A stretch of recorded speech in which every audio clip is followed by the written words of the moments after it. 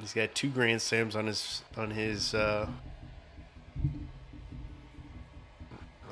resume.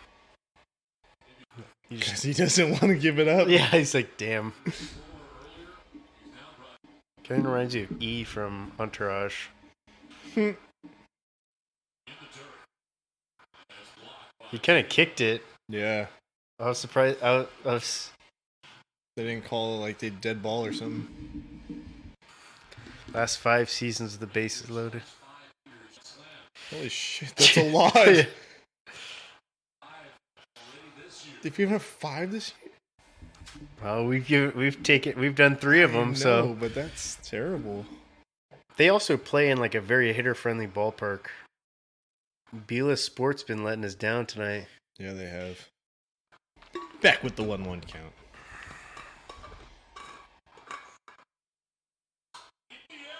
Holy shit! Holy shit! Oh my god!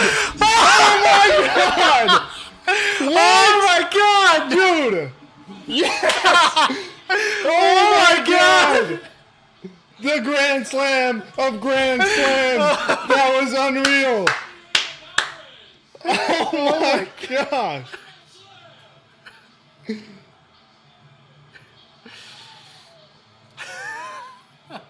Holy hell!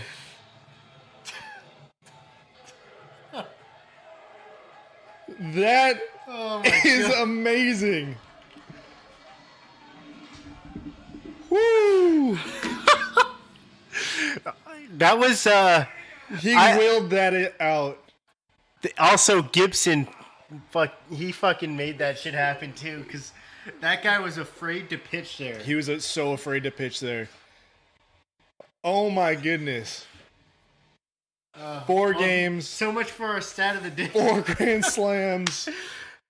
So much for the old stat of the day. Yeah, time for the new one. Time for the new one. That's the first time in history. 4 games in a row. Oh my goodness. I'm mind blown. Wow. That was amazing.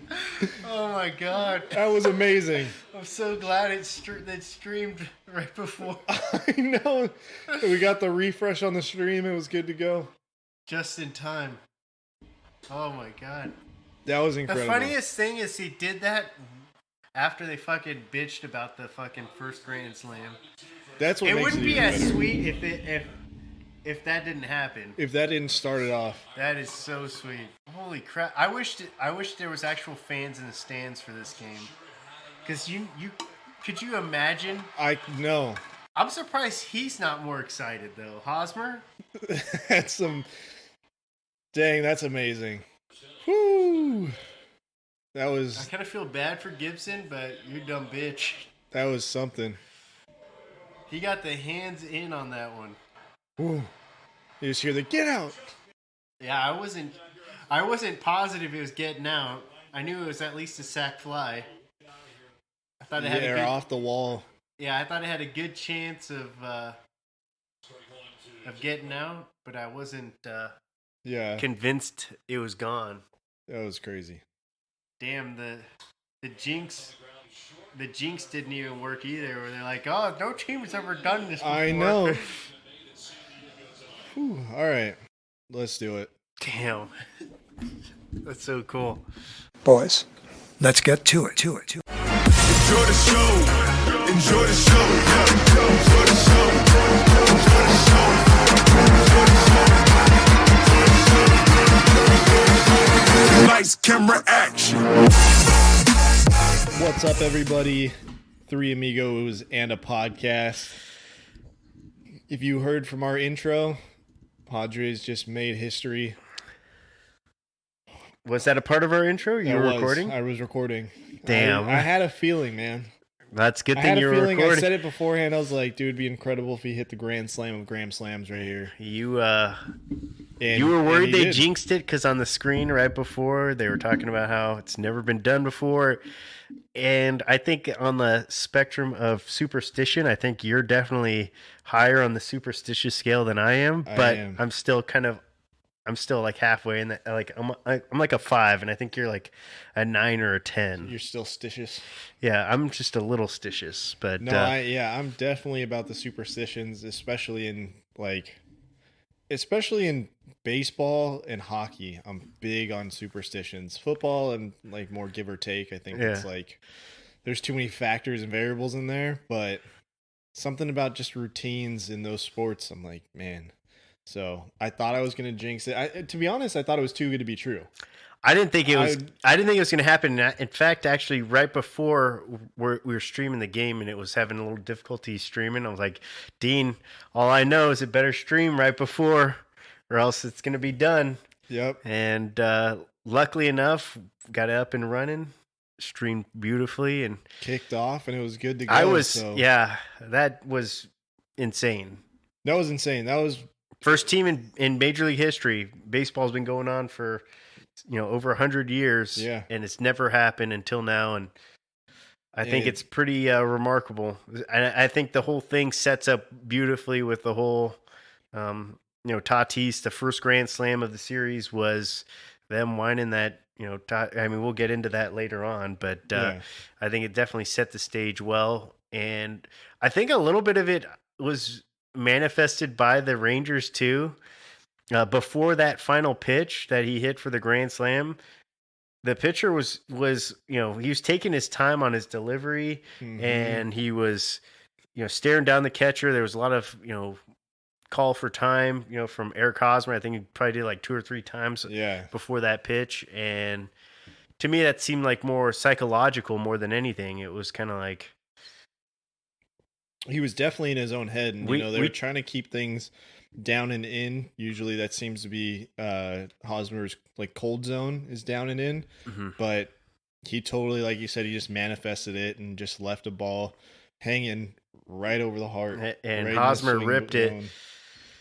Yeah, so that was amazing to see and amazing to be a part of and to watch. So the Padres are they're different, man. They're different this year. They got a swagger about them. They, I think the thing that's different is in the past when they've went into like these slumps or these series or these spats of like losing long stretches of games, they kind of struggle to climb out of it. Yeah, they just kind of give up. They give up. They win like 1 or 2 here to break that like 11 game losing streak or whatever, and then they go on another like 7. Then they break it up with like 4 wins or whatever. But this year, that streak halted quickly. Now it was a tough Dodgers series into the Rangers, and well, and then they had that Diamondback series too. That was the brutal series.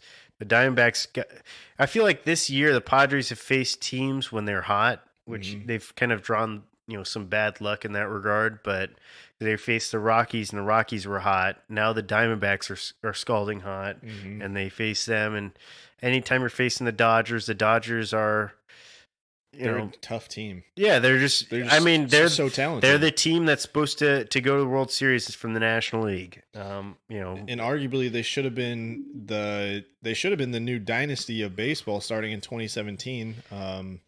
Obviously, like they faced the Astros who cheated there, 2018, the Red Sox who cheated there, and last year they got booted early. But I mean, even still, who knows what kind of mentality they would have had if they won 2 back-to-back World Series, like that spiral, that changed history. Last year, it was some clutch play from the Nationals that knocked them out in Game 5, which I still think it's crazy that's not a 7-game series for baseball. But yeah, definitely. I think every round of baseball, obviously not the wild card play-in, but every round should be 7.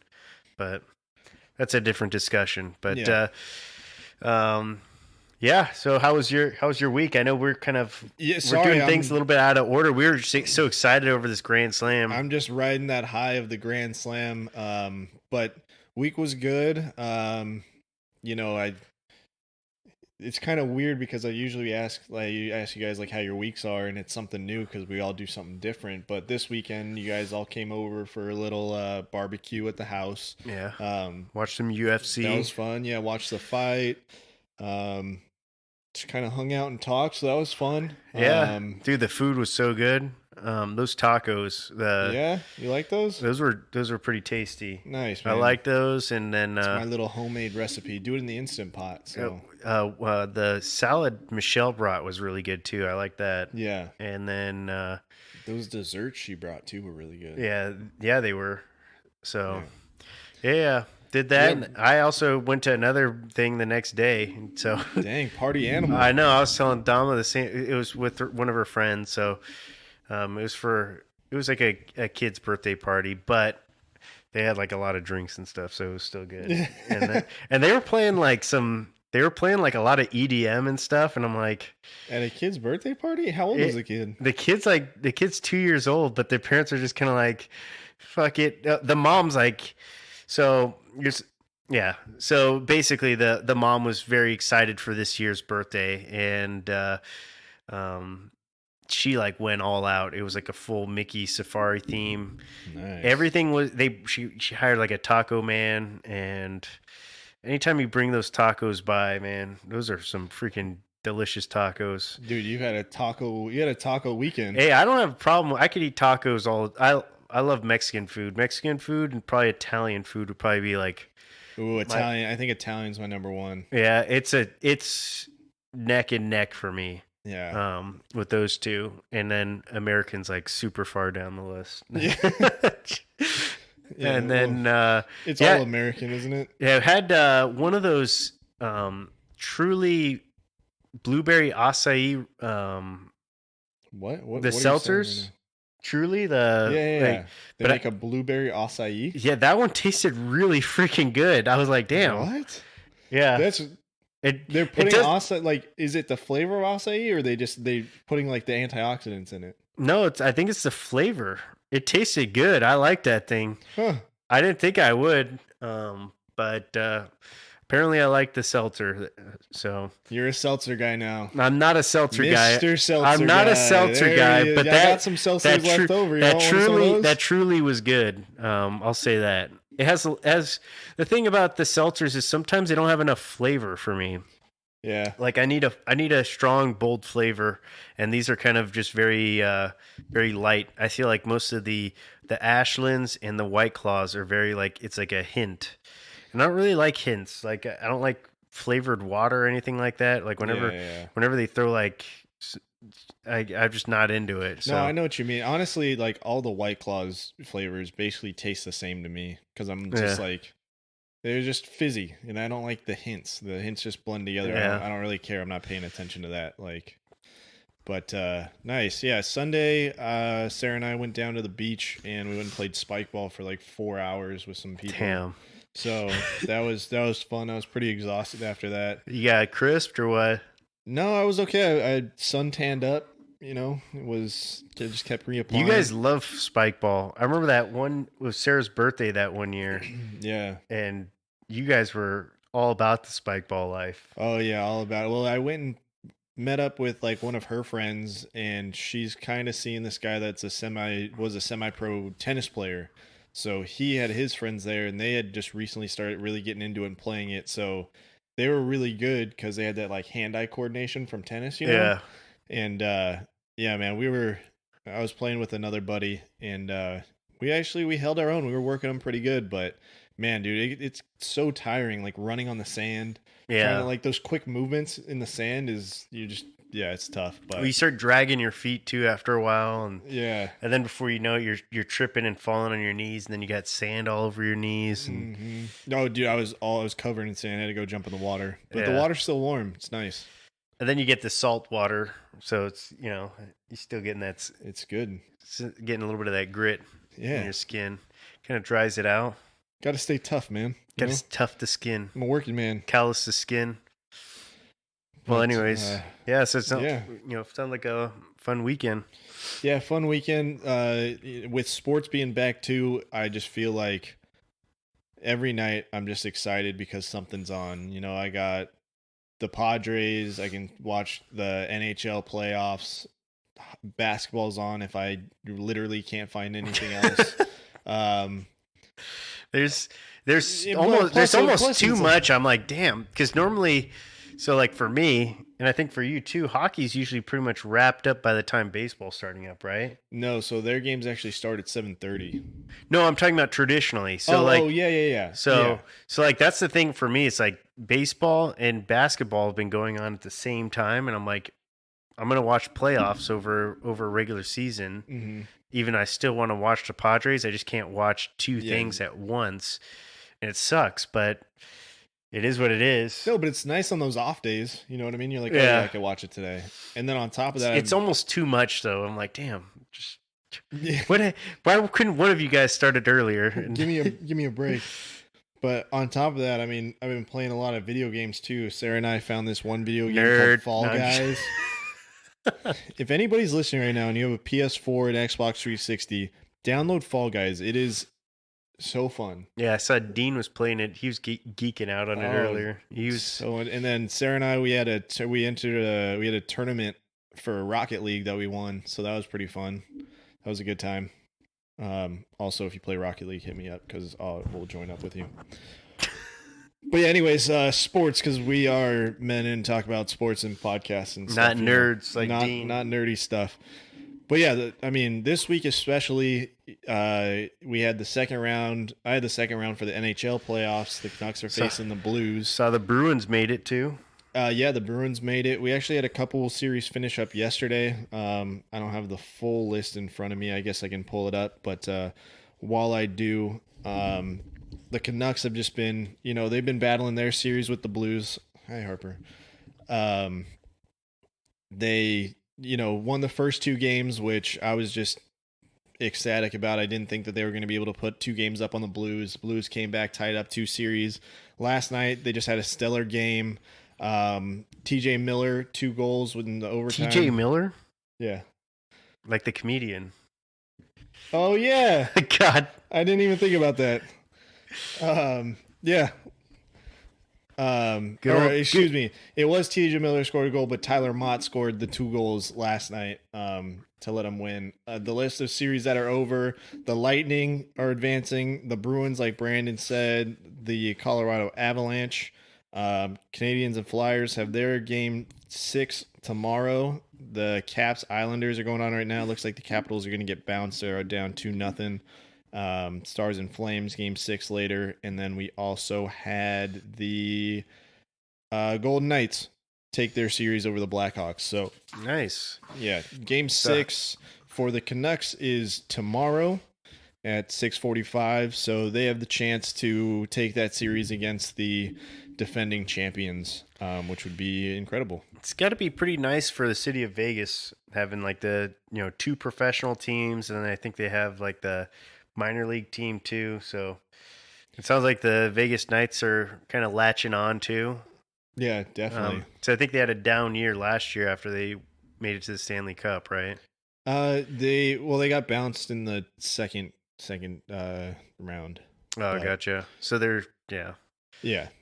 They still made the playoffs, but yeah, they didn't advance as far. They didn't look as good. So, but yeah, and then on top of that, basketball started. Like I said, Lakers dropped game 1. That was Tuesday? Yeah, Tuesday. Yeah. What day is it? Damian Lillard, man, he's just a freaking animal. Dude, yeah, he's been a different breed in the bubble. He's just been a different breed in general. I mean, the guy's a freaking animal. Seeing his stats is Well, he's just efficient too. Like he gets his logo shots are Steph Curry like, Mm-hmm. And I mean, Steph's obviously a phenomenal shooter, but Damian Lillard is a two-way stud. So, no shame in that loss. I think that was a poor shooting night from the Lakers. I think KCP missed every field goal he took, and I think Danny Green didn't have that great of a game either. Mm-hmm. So they barely lost that game to Portland, and I think Portland's really hungry. They're getting fresh legs. I think Yusuf Nurkic they probably wouldn't be in the playoffs if COVID didn't happen, because Nurkic wasn't, I don't think, going to be ready enough in time for them to have made the playoff push that they did. But overall, yeah, it seems like the top teams in the NBA are struggling right out the gate. The Bucks got blown out by the Orlando Magic, and if you would have asked me to put money down, I would have been like, if we were playing the money line, I would have been very confident putting money on the Bucks going into that game. Well, I think it was Blazers Bucks, right? Yeah, both of them. Yeah, so if you would have parlayed Blazers Bucks, it was like a plus 3,000. Yeah. So you know what I mean. But you mean Blazers Magic, right? Yeah, Blazers Magic. Sorry, you put Blazers Magic like plus 3,000. So like basically, no one thought that both of those teams were gonna win. So you know that's $1 wins you 300. Yeah. Like that's ridiculous. The one I thought might have had a chance was Portland versus the Lakers, just because I think Portland's a better team than the Magic. But the Magic are one of those teams, they're down big men, and the Bucks are just a freaking really good team. And I was just shocked when I saw the score. I'm like, I just couldn't believe it. But yeah, there were some upsets, but overall, I think for the most part, we're seeing the series that are probably going to go long. They're looking like they're probably, they're already setting up. I think it looks like Raptors are already up 2-0 on the Nets. You have the Heat up 2-0, Ryan's team, on the Pacers. I thought that would be probably a more tighter contested series, but looks like the Pacers maybe have a little bit of rust, or the Heat are just that good. Still to be determined. And then on the actually Celtics up 2-0 on the Sixers. That would have been a great series if the Sixers weren't missing so many guys. But and then you go to Western Conference. Lakers dropped first game. Let's see how they're doing right. Game 2 tonight. Game 2 is going on right now, and looks like Lakers are up pretty handedly. They're up 17 at half. So I would feel pretty confident the Lakers are going to get the job done tonight.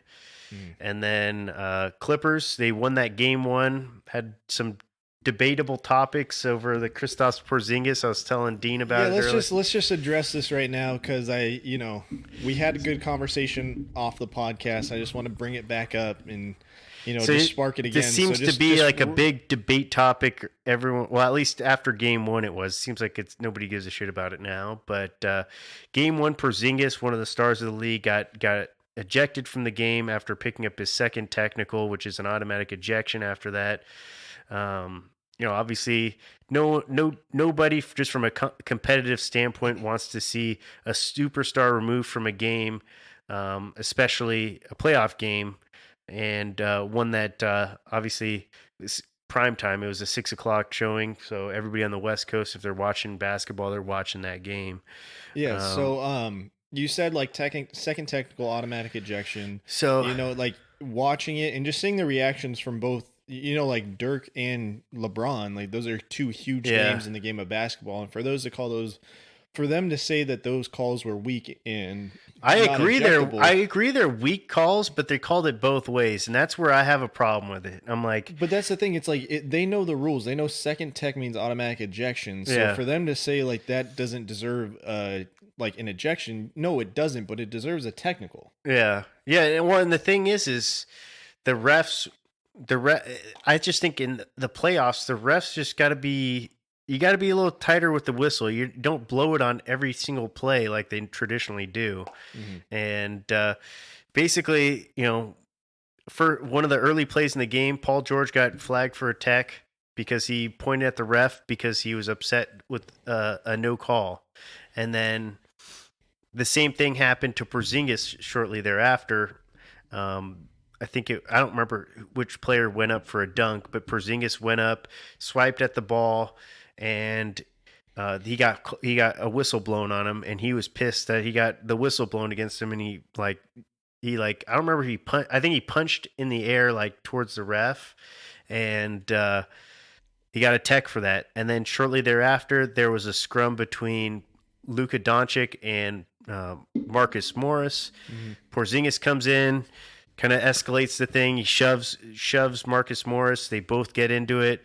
Both get issued techs, and everyone swears that the refs were, out to get the Mavs, and they called it both ways is what I'm trying to say. It's just it's a bummer it's a bummer that they pulled a superstar out of the game, and that's where it seems like it was, like you're saying, tit for tat. Like Paul George gets one for pointing at a ref or complaining about a foul. Porzingis, does the same thing. Maybe has like a little bit extra animated or whatever, argues a foul. He gets a technical. Yeah. And then the whole thing between Luka Doncic and Marcus Morris, like the parties involved in there, like Marcus Morris got a technical. It was a double tech. So yeah, they both got techs on that. That's what I mean. Like, so for people to watch this sport and know what's going on, like, yes, you're upset that the refs are being extremely loose with the whistle. They're calling everything. And, technicals should be held like to a high standard.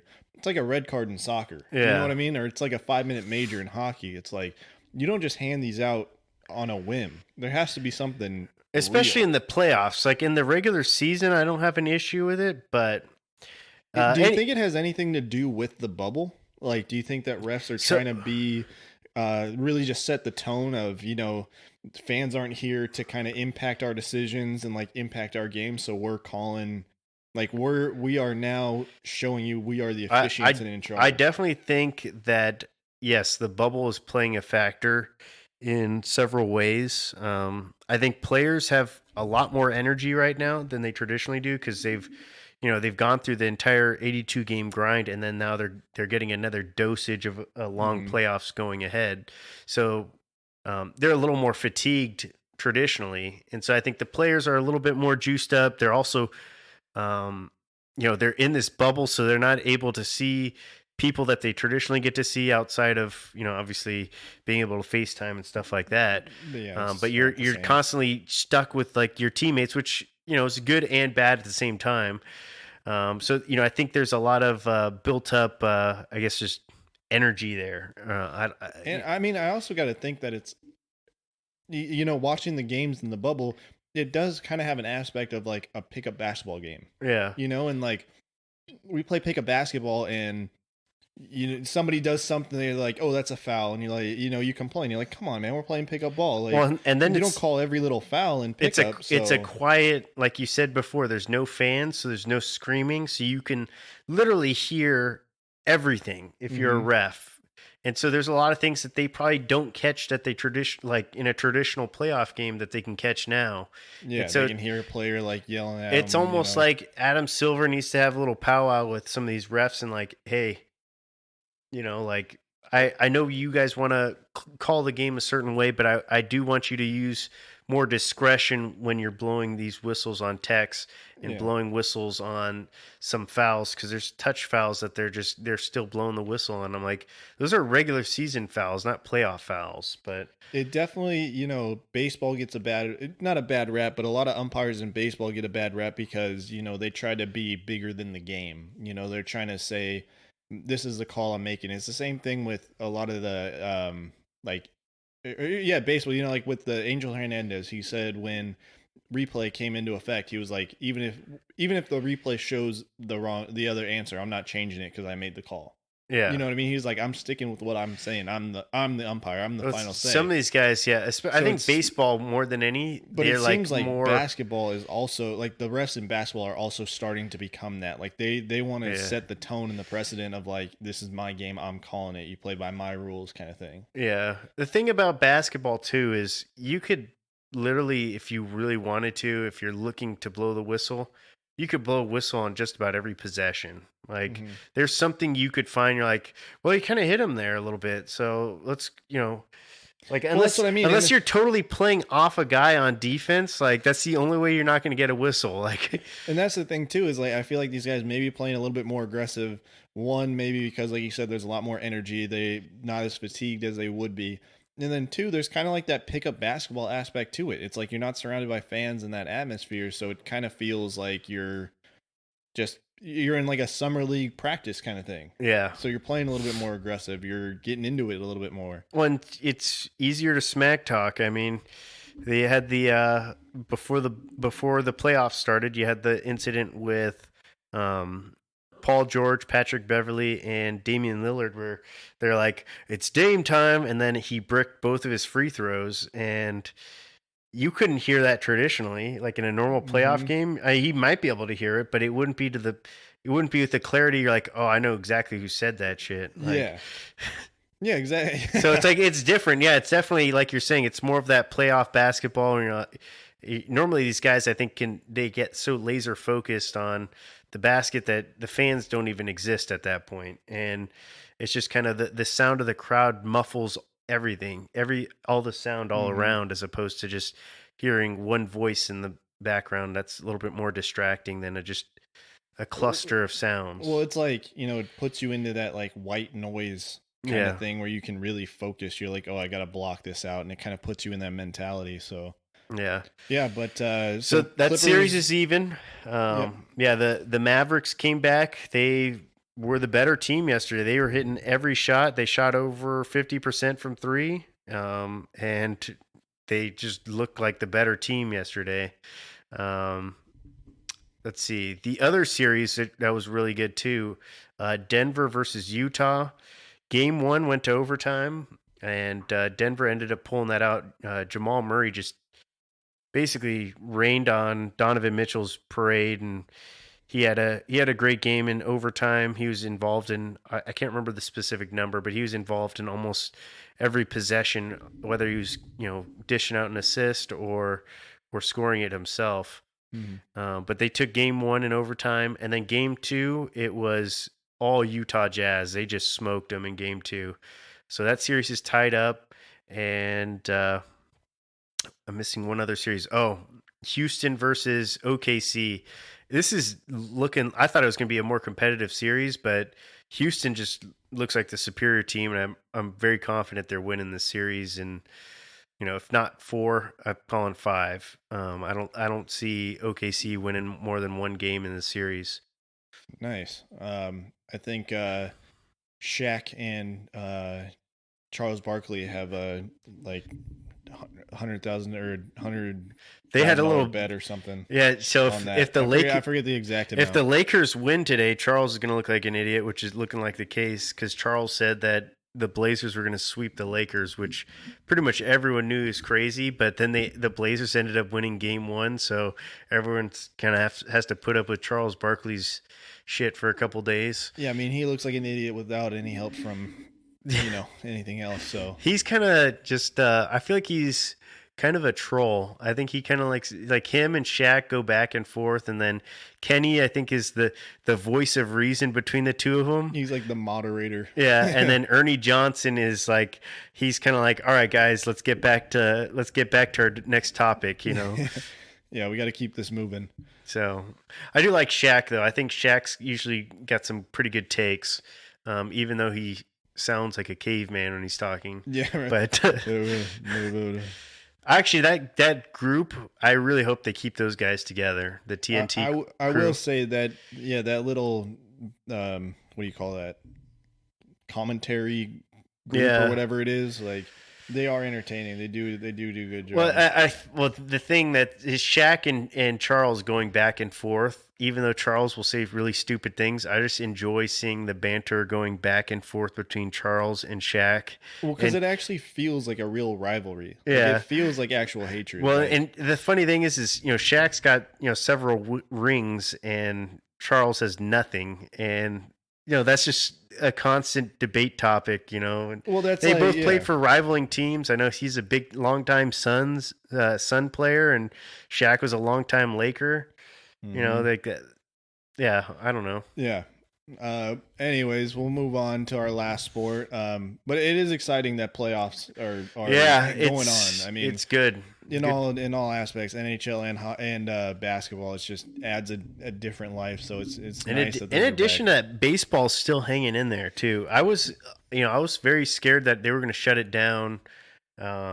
A few weeks ago when they had that big breakout incident, and they had the Phillies. I think another team is having a breakout right now again. I think it was the Mets, right? Yeah, I think it is the Mets. But baseball's just doing a really good job at keeping it going. And their makeup games, they're 7 innings, but they still add something to it. You know what I mean? It's another wrinkle, but they're just rolling with it. Well, they seem like, obviously there's these outbreaks and they don't want them to happen, but for the most part, they're just rolling with the punches, which I don't know how sustainable that is, but so far it's working. Yeah. Multiple teams have had outbreaks and they've moved past them. So yeah, they've done a really good job at rolling with the punches, like we said. And on top of that, the Padres have just been just absolutely exciting in this last series. Yeah, up and down a little bit right now. I mean, obviously before the series, there was some letdowns with, for the most part, the bullpen just still needs some massive work. Yeah, the bullpen needs some love. I don't know what they need to do. Is it like, do you think that it has something to do with our starters not being able to go long enough so these guys are getting extra work? Just lack of experience throughout our bullpen? Well, the thing is, our bullpen's so deep.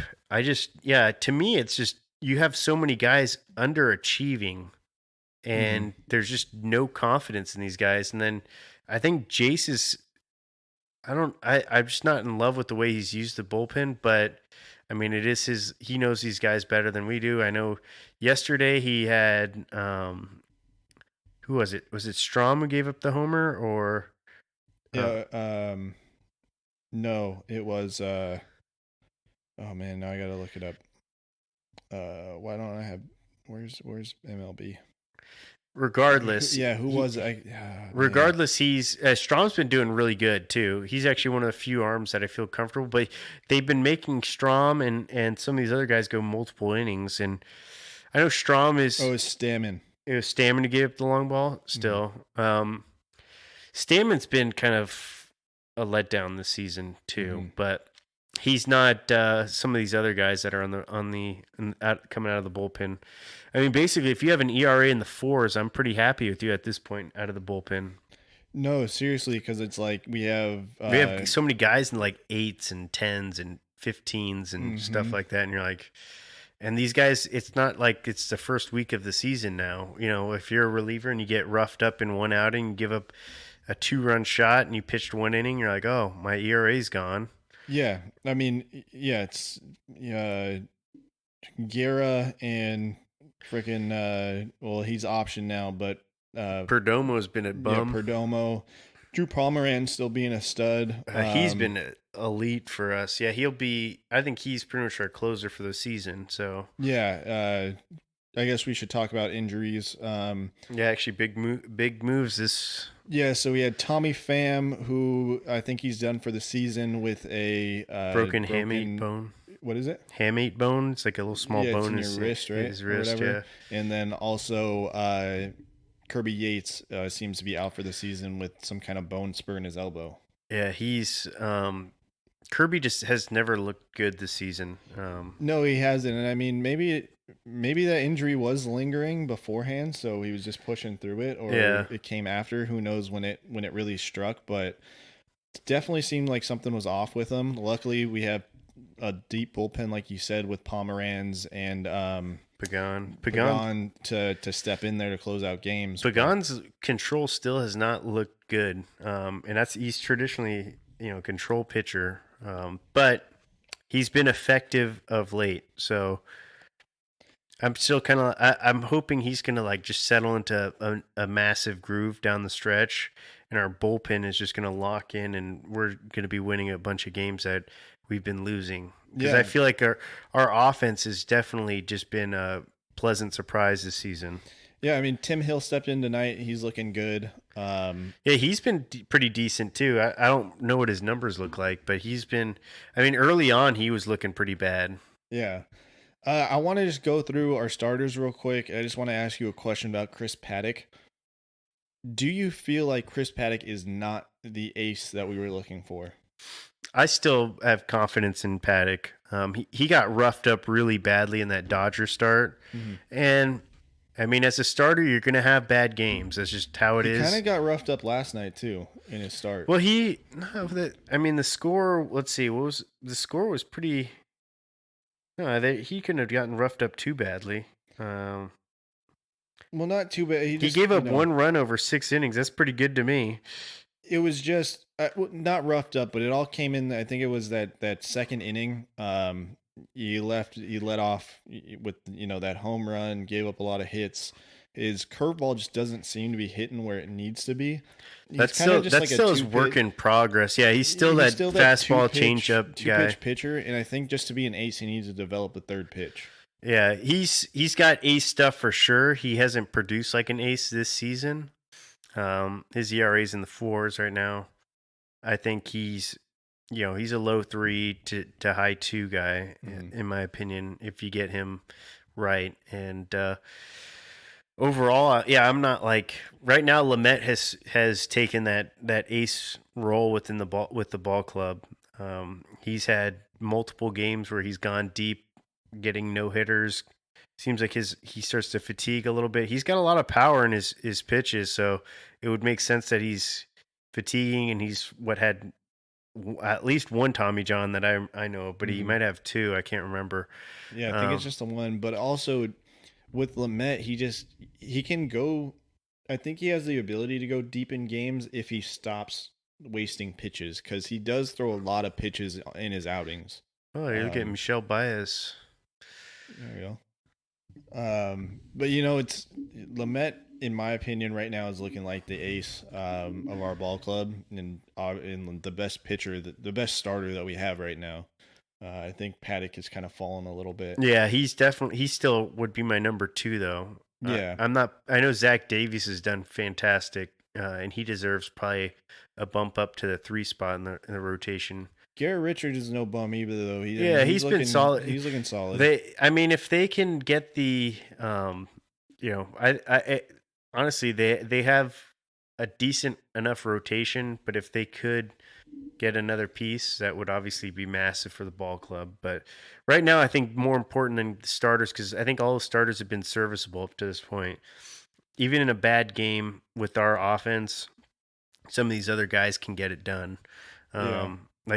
Even if they were to do another Cal Quantrill, Quantrill's done pretty great out of the bullpen too. Mm-hmm. Great at working out of jams too. But yeah, definitely. Well, let's slip it over to the offense. Loving the new nickname of the ball club, Slam Diego. The Slam Where did that Diego come Padres. Somebody had posted on Twitter yesterday, and I just think it's extremely catchy. It's good. It fits. Let's just start off with. We got 5 of them this season. We have 4 straight, but we also had that one against the Dodgers about a week and a half, 2 weeks ago. Yeah, but let's just start off with what sparked this whole thing. This is a big topic. It was 4 games ago. It was the second game of the series. No, it was the first one. Oh, it was the first game of the initial series? Yeah, so they did 2 in Texas, 2 in San Diego. Okay. So it's kind of split. The first game of the series, Padres are up 7 runs in the 8th. Fernando Tatis has the bases loaded. 3-0 count. Just a meatball over the plate, goes yard. Sparked a lot of controversy of the unwritten rule in baseball of, you don't run up the score, all this other stuff. I don't know how you feel about it. We'll get your opinion in a second. But just for me, I don't have a problem with it. I think in this day and age of baseball, we see runs get blown like this in the 9th inning so quickly, and we see it more frequently than we have in the past, I think. And then also, I don't have a problem with Tatis doing that because, 1, he's on a rookie deal. He's trying to make more money. 2, this kid's the face of baseball right now. He is not only going for the MVP, but leading the league in home runs, in RBIs, in stolen bases. You know what I mean? It's runs too. Runs. Yeah. He's trying to set a precedence for who he is as a ball player. So I don't have a problem with it. I don't have a problem also with throwing at Machado or throwing at him in the next game. I think that's warranted. You know what I mean? But I don't have a problem with him swinging at that count. Yeah, and the next game too, Tatis, the Padres were up 6-0. Tatis stole third base when they were up 6-0 against the same pitcher. Yeah, to me, it sounds like there's some bad blood right now with the Padres and Rangers. It's an interesting dynamic too because the Padres have so much of the Rangers organization embedded into them from, both their manager and general manager. But back to the Grand Slam. I I have no issue at all with him going yard there. I think baseball as a whole, this is what I feel like the problem is with both the NFL and I think baseball is they're trying to eliminate the fun aspect of it, and yet, I think NFL is obviously doing fine from a viewership standpoint, but baseball is definitely losing their viewership, and they need to do anything that they can to embrace how things are now. Things are different. Like things are not this old school where it's disrespectful to do a bat flip if you hit a home run. And I think Tatis summed it up well. They ended up, they made Tatis apologize, but later on he went back and he's like, it's so hard to do good in this sport that when I do good, I want to celebrate. And I don't see an issue with it. I mean, a pitcher strikes out a guy, he gets excited and he yells and he's all fired up. I don't see a problem showing, as long as it's not distasteful, as long as you're like flicking the guy off or something like that. Yeah. That's where I think you draw the line. But I definitely am pro player. Having fun, doing whatever they want. If you don't want to give up a grand slam, don't throw a pitch right down the middle for the guy to crush out of the ballpark. Yeah. And also, don't get into a 3-0 count. Like, I mean, there's a lot of things that it's like you did wrong to get to this place and to allow that to happen. And also from the Padres standpoint, I mean, they were up 7 or 6 or 7 at the time. The Padres bullpen has blown 7-run leads before, so it's not like they were. And not only that, but it was the top of the 8th, so the Rangers still had 2 chances. Yeah, you know what I mean. It's not like this is the, it's not like it's the top of the 9th or whatever. And who knows what? Yeah, like I just think there's a lot of other factors. So there's definitely like the baseball traditionalists. I think those are the ones that are kind of up in arms over it. I think I think the younger demographic is like, I want to see some fun. I'm not okay with just sitting here, watching a boring game. Yeah, you made a good point with like new viewers, young viewership and stuff like that. I was listening to a local like talk radio show in San Diego, and they do a sports segment, and one of the female broadcasters on there was like, well, there's umpires in the game, so if he broke a rule, shouldn't the umpires stop it or not allow that to happen? Yeah. And they were trying to explain like the unwritten rules, and it just made me think, trying to explain why this is not okay to a brand new person in baseball. If anything, that would turn me off to the sport. I'd be like, wait, that's dumb. So this guy's not supposed to try now? Yeah. Like, so what did the other team give up then? Is that why? It's like, yeah, this isn't Little League. We're not doing participation trophies. Like if you don't want to get blown out, pitch better. Like it's just play better. Yeah, play better. Yeah, it's like there's so many things. I really couldn't see an argument, like a legitimate argument that proves that it's okay to not okay to do that. And that's the thing. Unwritten rule of baseball, that's fine. Also, the unwritten rule is if you do something like that, expect to get hit. You expect a player to get thrown at or whatever. Yeah. And they threw at Machado. I don't have a problem. Like, that's the thing. I don't have a problem with that. The problem I have is that you then complain to the media. Like, then you go and take it outside of the game. If it happened in the game, leave it in the game. And that's that, It's like, that's how we're playing. We move on from here. I just didn't think it was right to then complain to the media about it. To me, yeah, and then I know a lot of Padre fans, I kind of lost a little bit of respect for him too. Jace Tingler basically making Tatis issue that apology. Totally. And I know for him it's got to be a little weird because, he's spent his entire career with the Rangers prior to coming to the Padres. But, hey, the Padres are your team now, and you have your superstar player. You need to have his back. And yeah. I definitely had some issue there. I don't agree that you should be taking the stance of the other team. It's like, wait, well, we gave him the signal to take, and you're like, just be happy your player hit a grand slam. Your young superstar, who's the best player to come to this franchise since Tony Gwynn. Like, and yeah. So I definitely lost a little respect with Tingler when he said, we have the take sign, he missed it, so this is a good learning opportunity for a young player, blah, blah, blah. If anything, I'm putting the blame on Hoffman at third base. I'm saying, we want our third base coach to give the take sign there. Maybe he didn't give it. Put the blame there. Don't put it on your superstar. Like, a third base coach can take it. No one cares who that is. Yeah, Glenn Hoffman. No one knows. Glenn Hoffman's been doing it for years for us, too. That's the thing. You can ask anybody else, like, who is that? No one would know. Yeah, well, and that's the thing is, like, Glenn Hoffman's got pretty much carte blanche just because he's got Hoffman in his last name. So he could pretty much, send the runner on a bad play every time for the next, several games, and everyone would probably be like, well, I mean, it's Glenn Hoffman, you can't let him go. Yeah, he's literally been there since the Q. You know what I mean? Yeah. So no, he has. He was. I think he was in the Dodgers before that, but yeah, I'm sure he was at Jack Murphy Stadium too. I mean, that guy's been with the team for so long. It's unreal. So. Yeah, I think you definitely have to have your young superstars back. I don't agree with the way Jace Tingler handled that, but the team has responded positively. And then we saw, was that last night's game where Jerkson, which by the way, Jerkson Profars had a great series. I was just going to bring that up. And he's got his, was his also ties to the Rangers. Yeah, that was his team last this team last year, and that was the team that drafted, developed him. He was, the number one prospect in all of baseball, and he's done well in the series. But anyway, so that grand slam that who hit it yesterday? Oh, Tatis. Machado hit it yesterday. Tatis hit the solo shot, right? That's what it was. Profar hit a solo shot. Tatis hit a solo shot. Yeah, Machado hit the grand slam, and I love after Profar's and Tatis's home runs, they did the little cry baby.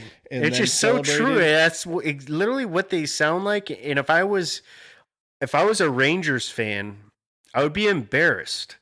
Like I would be like, if the role reversal, if the Padres were bitching and whining about the other team hitting a grand slam and we're down heavily, I'll be like, oh, God, that's just embarrassing because that's not something I would agree with.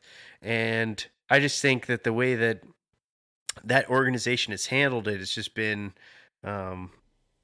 it's an embarrassment to baseball. It's an embarrassment to that organization. And I think the Padres just got to keep swinging. Yeah, 100%. So yeah, that sparked the Tatis's first grand slam, sparked the second one the next day by Will Myers. Yeah, Will Myers hit that other one in the first inning. And then we had Machado last night, and then tonight we have Eric Hosmer hitting one. So just unbelievable the amount of runs that are being produced by the Padres. And not only that, like, it's one thing to hit home runs in Major League Baseball, and it's another thing to be able to hit grand slams. Like, that opportunity doesn't come very often. I know we're kind of spoiled because Machado's hit 11 or 12. Yeah, the funny thing was I think like before this series, we were talking about how the Padres were only hitting so many solo shots, and like a big proportion of their home runs were all solo shots. And I just think it's funny that they've responded by hitting, a grand slam in 4 straight games. Yeah. And, the clutch factor's definitely been there with this ball club, except for, they've had some, actually, speaking of Glenn Hoffman, he's had a couple guys get gunned down at the plate this season, and no one's even talking about his job security, like that adds to that point that we were making earlier. Yeah. I do also love the change to the lineup, moving Tatis out of that leadoff spot, moving him down to 2, even 3. We've seen him. Yeah. It's paying dividends for the most part. Yeah. I can't remember where I saw it. I don't know if it was in a group chat or if I saw it on like Twitter or something like that. But basically, it was saying that in the first 18 games or whatever it was that Tatis led off, he had 18 RBIs in runs, and he's been batting in the last 8 games in the second or third spot, and he already has 11. So just the amount of run production that we get out of a player just by moving him down 1 or 2 spots is just dividends. The thing is Grisham's got lightning speed. He's a solid contact hitter, and overall, I think that the change to the lineup has been good. I think obviously the loss of Tommy Pham is a big blow, but they have depth. I think there's been some young guys who've stepped up. I think Will Myers has had an underrated season, to be honest, and I don't think we've given him the love that he deserves.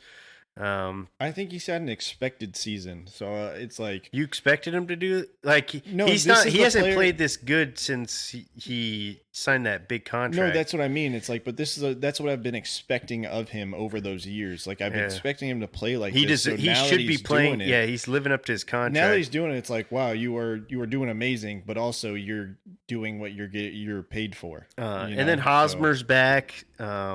Yeah, with Hosmer being back from that injury, that's been incredible. And, let's just talk about for a second. I don't even know what we're like 2/3 of the way through, or not 2/3, more than a quarter, not yet half, right? Yeah, we're probably the way through. We're definitely so we're probably just coming up on the halfway mark. We had 26 games, and it's a 60-game season, so we're just about half. We're almost at the halfway. Wow, that's crazy. So halfway mark of the season, we got Tatis, obviously the fan favorite for MVP. Arguably, Dinelson Lamet up for a Cy Young. I mean, we've also got Trevor Bauer, who's just pitching disgusting this year. Who's also a trade candidate right now too. And then also we have, I think Cronenworth deserves a big talking about for Rookie of the Year. Yeah, he doesn't have the power numbers, which is what I think most people generally look at as the first thing. But I mean, the kid's. He's hitting over 300, like virtually out of nowhere. Yeah, hitting over 300. Just a consistent player, day in, day out. He's playing every position too. They moved him from first to second. He was in right field the other day, I think. Yeah, he's traditionally like a shortstop pitcher. So I think he's just athletic, which you don't generally think of for somebody like a Cronenworth. I don't know. Yeah. Just by looking at him, you don't look at him as like, oh yeah, this guy's super athletic. I just think he just knows the game really well. He's almost like which the Tampa organization does a great job grooming their players too, but you would think he would come from the St. Louis Cardinals organization the way he plays. Yeah, definitely been like out of any player on this season, he's been the most pleasant surprise by far.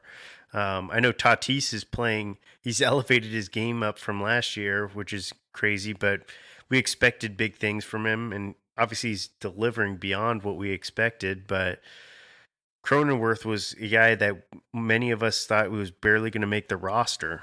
Mm-hmm. And now he's like an everyday starter. Now you want him in the lineup every day. Yeah.